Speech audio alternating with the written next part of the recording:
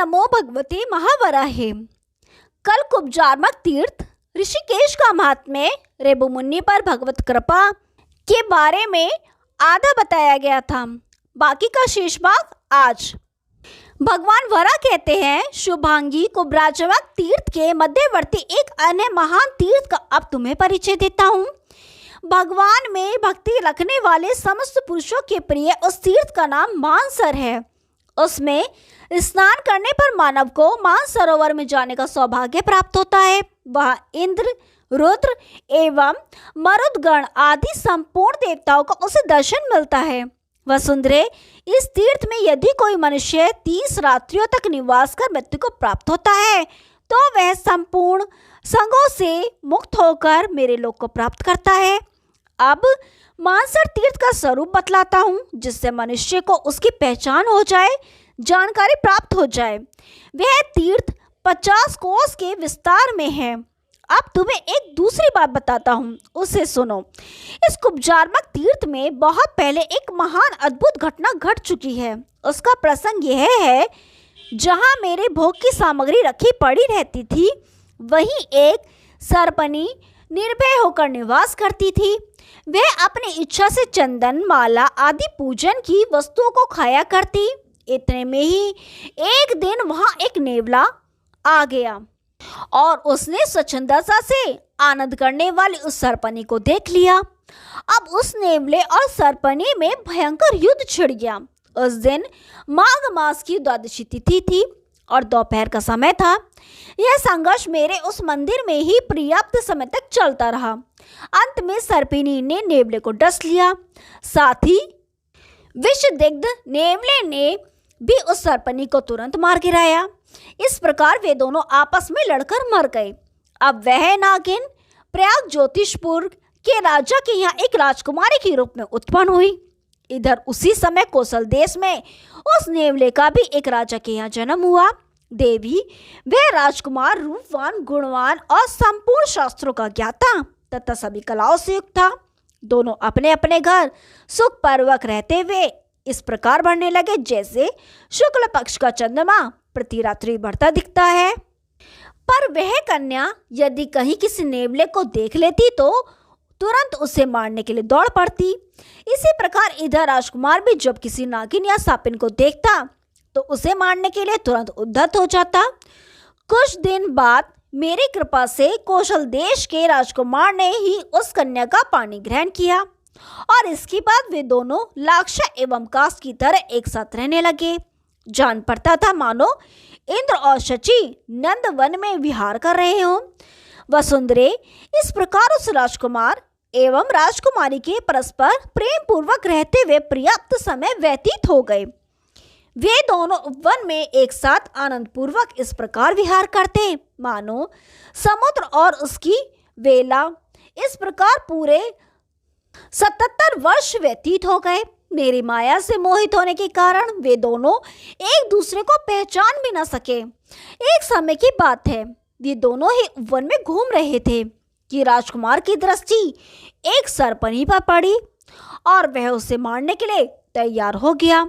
राजकुमारी के मना करते रहने पर भी वह अपने विचार से विचलित न हुआ और उसने उस सर्पनी को मार ही डाला। अब राजकुमारी के मन में प्रतिक्रिया स्वरूप भीषण रोष उत्पन्न हो गया, किंतु वह बोल कुछ नहीं पाई। इधर उसी समय राजपुत्री के सामने बिल से एक नेवला निकला और भोजन के लिए किसी सर्प की खोज में इधर उधर घूमने लगा। राजकुमारी ने उसे देख लिया। यद्यपि नेवले का दर्शन शुभ सूचक है और वह नेवला केवल इधर उधर घूम रहा था, फिर भी क्रोध के वशीभूत होकर राजकुमारी उसे मारने लगी। राजकुमार ने उसे बहुत रोका, किंतु प्रयाग ज्योतिष नरेश की उस पुत्री ने शुभ दर्शन नेवले को मार ही डाला। वसुंधरे, अब राजकुमार को बड़ा क्रोध आया। उसने राजकुमारी से कहा, देवी, स्त्रियों के लिए पति सदा आज्ञा का पात्र होता है। स्त्री को सदा उसका आदर करना चाहिए और मैं तुम्हारा पति हूँ, किंतु तुमने मेरी बात को निश्चयता पूर्वक ठुकरा दिया। यह नेवला मंगलमय शुभ दर्शन प्राणी है और विशेषकर राजाओं की यह प्रिय वस्तु है। इसका दर्शन शुभ की सूचना देता है। कहो, तुमने इस मंगल स्वरूप नेवले को मेरे मना करने पर भी क्यों मार डाला? वसुंधरे, इस पर प्रयाग ज्योतिष नरेश की वह कन्या कौशल नरेश के पुत्र से रोष भरकर कहने लगी कि मेरे बार बार रोकने पर भी आपने उस सर्पनी को मार डाला, अतः मैंने भी सर्पों के मारने वाले इस नेवले को मार डाला। वसुंधरे, राजकुमारी की इस बात को सुनकर कठोर शब्दों में डांटते हुए राजकुमार ने उससे कहा, भ्रदे, सांप के दांत बड़े तीक्ष्ण और उसका विष बड़ा तीव्र होता है।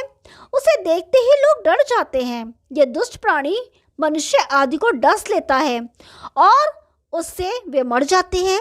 अतः सबका अहित करने वाले एवं विष से भरे हुए इस जीव को मैंने मारा है। इधर प्रजा की रक्षा करना राजाओं का धर्म है। जो बुरे मार्ग पर चलते हैं उनकी उचित तथा कठोर दंडों द्वारा ताड़ना करना हमारा कर्तव्य है। जो निरपराध साधुओं एवं स्त्रियों को भी कलेश पहुंचाते हैं वे भी यथार्थ राजधर्म के अनुसार दंड के पात्र हैं और वध के योग्य हैं। मुझे तो राजधर्मों का पालन करना ही चाहिए, पर मुझे तुम यह तो बताओ कि इस नेवले का क्या अपराध था? यह दर्शनीय एवं सुंदर रूप वाला था। यह राजाओं के घर में पालने योग्य तथा शुभ दर्शन और पवित्र माना जाता है, फिर भी तुमने इसे मार डाला। तुमने मेरे बार बार मना करने पर भी इस नेवले को मारा है, अतएव अब से तुम मेरी पत्नी नहीं रही और न अब मैं तुम्हारा पति रह गया। अधिक क्या, स्त्रियां सदा अवध्य बतलाई गई हैं, इसी कारण मैं तुम्हें छोड़ देता हूँ और तुम्हारा वध नहीं करता। देवी, राजकुमारी से इस प्रकार कहकर राजकुमार अपने नगर लौट गया। क्रोध के कारण उन दोनों का परस्पर का सारा स्नेह नष्ट हो गया। धीरे धीरे मंत्रियों द्वारा यह बात कौशल नरेश को विदित हुई तो उन्होंने उन मंत्रियों के सामने ही द्वारपालों को आज्ञा देकर राजकुमार और वधू को आदर पूर्वक बुलवाया। पुत्र और पुत्र वधू को अपने पास उपस्थित देखकर राजा ने कहा, पुत्र, तुम लोगों में जो परस्पर अकृत्रिम और स्नेहपूर्वक स्नेह था वह सहसा कहाँ चला गया? तुम लोग परस्पर अब सर्वथा विरुद्ध कैसे हो गए? पुत्र, ये राजकुमारी कार्य कुशल, सुंदर स्वभाव वाली एवं धर्मनिष्ठ है। आज से पहले इसने हमारे परिवार में भी कभी किसी का अप्रिय वचन नहीं कहा है, अतः तुम्हें इसका परित्याग कदापि नहीं करना चाहिए। तुम राजा हो, तुम्हारा राजधर्म ही मुख्य धर्म है और उसका पालन स्त्री के सहारे ही हो सकता है। अहो, लोगों का यह कथन परम सत्य ही है कि स्त्रियों के द्वारा ही पुत्र एवं कुल का संरक्षण होता है। पृथ्वी उस समय राजपुत्र ने पिता की बात आदरपूर्वक सुन ली और उन दोनों के चरण पकड़कर कहा, पिताजी, आपकी पुत्र वधू में कहीं कोई भी दोष नहीं है, किंतु इसने बार बार रोकने पर भी मेरे देखते ही देखते एक नेवले को मार डाला। उसे सामने पड़ा मरा देख मुझे क्रोध आ गया और मैंने कह दिया कि अब न मैं तो तुम्हारी पति हूँ और न ही तुम मेरी पत्नी। महाराज, बस इतना ही कारण है और कुछ नहीं। पृथ्वी इस प्रकार अपने पति की बात सुनकर प्यागदुशिषपुर की उस कन्या ने भी अपने ससुर को सिर झुकाकर प्रणाम किया और कहने लगी, इन्होंने एक सरपनी को जिसका कोई भी अपराध न था तथा जो अत्यंत भयभीत थी, मेरे सैकड़ों बार मना करने पर भी उसे मार डाला। सरपनी की मृत्यु देखकर मेरे मन में बड़ा शोक और दुख हुआ, पर मैंने इनसे कुछ भी नहीं कहा। बस यही इतनी सी ही बात है। वसुंधरे, उन कौशल देश के राजा ने अपने पुत्र और पुत्रवधू की बात सुनकर सभा के बीच में ही उन दोनों से बड़ी मधुर वाणी में कहना आरंभ किया। वे बोले, पुत्री, इस राजकुमार ने तो सरपनी को मारा और तुमने नेवले को। फिर इस बात को लेकर तुम लोग आपस में क्यों क्रोध कर रहे हो, यह तो बतलाओ। पुत्र, नेवले के मर जाने पर तुम्हें क्रोध करने का क्या कारण है? अथवा राजकुमारी, यदि सरपनी मर गई तो इसमें तुम्हारे क्रोध का क्या कारण है? उस समय कौशल नरेश ने आनंद देने वाले उस यशस्वी राजकुमार ने पिता की बात सुनकर मधुर स्वर में कहा, महाराज, इस प्रश्न से आपका क्या प्रयोजन है? आप इसे ना पूछें। आपको जो कुछ पूछना हो वह इस राजकुमारी से ही पूछे। पुत्र की बात सुनकर कौशल नरेश ने कहा, पुत्र, बताओ, तुम दोनों के बीच इसने विच्छेद का कारण क्या है? पुत्रों में जो योग्य होने पर भी अपने पिता की पूछने पर गोपनीय बात छिपा लेते हैं, वे अधम ही हैं।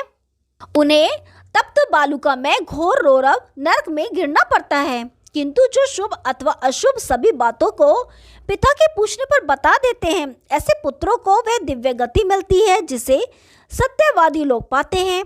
अतः पुत्र, तुम्हें मुझसे वह बात अवश्य बतलानी चाहिए जिसके कारण गुणशालिनी पत्नी के प्रति तुम्हारी प्रीति समाप्त हो गई है। पिता की यह बात सुनकर कौशलवासियों के आनंद को बढ़ाने वाले उस राजकुमार ने जन समाज में स्नेह सनी वाणी से कहा, पिताजी, ये सारा समाज यथा योग्य अपने अपने स्थान पर पधारे। कल प्रातःकाल जो आवश्यक बात होगी मैं आपसे निवेदन करूंगा। रात्रि के समाप्त होने पर प्रातःकाल दुदुम्बियों के शब्दों से तथा सूत, मागध एवं बंदी जनों की वंदनाओं से कौशल नरेश जगाए गए। इतने में ही कमल के समान आंखों वाला वह महान यशस्वी राजकुमार भी स्नान कर मंगल द्रव्य सहित राजद्वार पर उपस्थित हुआ। द्वारपाल ने राजा के पास पहुंचकर इसकी सूचना दी और कहा, महाराज, आपके दर्शन की लालसा से राजकुमार दरवाजे पर उपस्थित है। उसकी बात सुनकर कौशल नरेश बोले, मेरे साधुवादी पुत्र को यहाँ शीघ्र लाओ। नरेश के ऐसा कहने पर उनकी आज्ञा के अनुसार द्वारपाल ने राजकुमार का वहां प्रवेश करा दिया। विनीत एवं शुद्ध हृदय राजकुमार ने पिता के महल में जाकर उनके चरणों में सिर झुकाकर प्रणाम किया।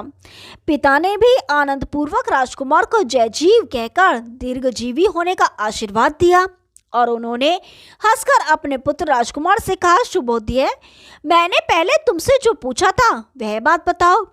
तब राजकुमार ने अपने पिता से कहा, महाराज, इसके बतलाने से किसी अच्छे फल की संभावना नहीं है। राजेंद्र, यदि आप इसे सुनने के लिए उत्सुक ही हैं तो मेरे साथ कुब्जारमक तीर्थ में चलने की कृपा करें। मैं इसे वहां चलकर आपको बतला दूंगा। सुनैने उस समय राजा ने पुत्र की बात सुनकर उससे प्रेम पूर्वक कहा, बेटा, बहुत ठीक। फिर जब राजकुमार वहां से चला गया तो राजा ने अपने उपस्थित मंत्रिमंडल से मीठे स्वर में कहा, मंत्रियों, आप लोग मेरी निश्चित की हुई एक बात सुने।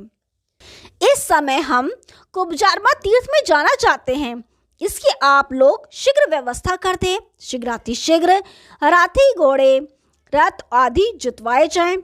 उस समय राजा की बात सुनने के पश्चात मंत्रियों ने उत्तर दिया, महाराज, आप इन सबों को तैयार ही समझे। इसके बाद बड़े पुत्र की अनुमति से राजा ने अपने छोटे पुत्र को राज्य पर अभिषिक्त कर दिया और राजधानी से चलकर संपूर्ण द्रव्यों तथा अंतपुर की स्त्रियों के साथ वे लोग बहुत दिनों के बाद कुब्जारमक नामक तीर्थ में पहुंचे। वहां पहुंचकर उन्होंने उस तीर्थ के नियमों का पालन करते हुए अन्न, वस्त्र, स्वर्ण, गौ, हाथी, घोड़े और पृथ्वी आदि बहुत से दान किए। इस प्रकार बहुत दिन व्यतीत हो जाने पर एक दिन राजा ने राजकुमार से पूछा, बस अब वह गोपनीय बात बताओ, तुमने कुल, शील और गुणों से संपन्न मेरी इस निर्दोष सुंदरी पुत्र वधू का क्यों परित्याग कर दिया है? इस पर राजकुमार ने कहा, इस समय आप शयन करें, प्रातःकाल यह सब बातें मैं आपको बतला दूंगा। रात बीत जाने के बाद प्रातःकाल सूर्योदय होने पर राजकुमार ने गंगा में स्नान कर रेशमी वस्त्र धारण करके विधि पूर्वक मेरी पूजा की। तत्पश्चात उस गुरु वत्सल राजकुमार ने पिता की प्रदक्षिणा कर यह वचन कहा, पिताजी, आइए हम लोग वहां चलें जहाँ की आप गोपनीय बातें पूछ रहे हैं। इसके बाद राजा, राजकुमार और कमल के समान नेत्रों वाली वे राजकुमारी सभी उस निर्माल्य कूट के पास पहुंचे जहां वह पुरानी घटना घटी थी। राजपुत्र उस स्थान पर पहुंचकर अपने पिता के दोनों चरणों को पकड़कर कहने लगा, महाराज, पूर्व जन्म में मैं एक नेवला था और यहीं से थोड़ी ही दूरी पर एक केले के वृक्ष के नीचे मेरा निवास था। एक दिन काल के चंगुल में फंसकर मैं इस निर्माल्य कूट पर चला गया जहाँ सुगंधित द्रव्यों और विविध पुष्पों की खाती हुई एक भयंकर विष वाली सर्पिणी विचर रही थी। उसे देखकर मुझे क्रोध आया और फिर सहसा मैंने उस पर आक्रमण कर दिया। महाराज, इस प्रकार उसके साथ मेरा भयंकर युद्ध आरंभ हो गया। उस दिन माघ मास की द्वादशी तिथि थी। किसी ने भी हम लोगों को नहीं देखा।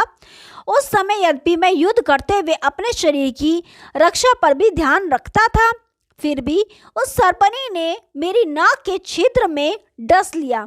इस प्रकार विश्वविदिग्ध होने पर मैंने उस सर्पनी को मार ही डाला।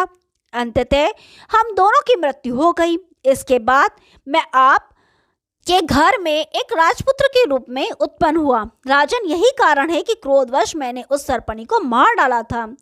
राजकुमार की बात समाप्त होते ही राजकुमार भी कहने लगी, महाराज, मैंने ही पूर्व जन्म में इस निर्माल्यकूट क्षेत्र में रहने वाली एक सर्पणी थी। उस लड़ाई में मरकर मैं प्रयाग ज्योतिष नरेश की यहाँ कन्या के रूप में उत्पन्न होकर आपकी पुत्रवधू हुई। राजन, मेरी मृत्यु के कारणभूत प्राक्तन तपों में संस्कारों की स्मृति मेरे जीवात्मा पर बनी थी, अतः मैंने भी उस नेवले को मार डाला। प्रभु, यही वह गोपनीय रहस्य है। वसुंधरे, इस प्रकार पुत्रवधू और पुत्र की बात सुनकर राजा सर्वथा निर्विन्न हो गए और वे वहां से पुनः माया तीर्थ में चले गए और वहीं उनके जीवन का अंत हुआ। उस राजकुमारी तथा राजकुमार ने भी पुंडरीक तीर्थ में पहुंचकर मन का निग्रह कर प्राणों का त्याग किया और वे उस श्रेष्ठ स्थान पर पहुंच गए जहां भगवान जनार्दन सराज विराजमान रहते हैं। इस प्रकार राजा, राजकुमार और यशस्वनी राजकुमारी कठिन तप के द्वारा कर्म बंधन को विच्छिन्न कर श्वेत द्वीप में पहुंचे और उनका सारा परिवार भी महान पुण्य के द्वारा परम सिद्धि को प्राप्त कर श्वेत द्वीप पहुंच गया। देवी, ये मैंने तुमसे कुब्जारमा तीर्थ की महिमा बतलाई। इसका वर्णन मैंने उन ब्राह्मण श्रेष्ठ रैब्य से भी किया था। यह बहुत पवित्र प्रसंग है। चारों वर्णों का कर्तव्य है कि वे इसका पठन एवं चिंतन करें। इसे मूर्ख, गौहत्या करने वाले, वेद वेदांग के निंदक, गुरु से द्वेष करने वाले और शास्त्रों में दोष रखने वाले व्यक्ति के सामने कभी नहीं कहना चाहिए। इससे भगवान के भक्तों तथा वैष्णव दीक्षा संपन्न पुरुषों के सामने ही कहना चाहिए। पृथ्वी, जो प्रातःकाल उठकर इसका पाठ करता है वह अपने कुल के आगे पीछे की 10-10 पीढ़ियों को तार देता है। देवी, अपने भक्तों की सुख प्राप्ति के लिए मैंने कुब्जारमा तीर्थ के अंतर्वर्ती स्थानों का वर्णन किया। अब तुम दूसरी कौन सी बात पूछना चाहती हो वह कहो। ओम नमो भगवती महावराहे। आगे का भाग कल सुनाएंगे। तब तक के लिए नमस्कार।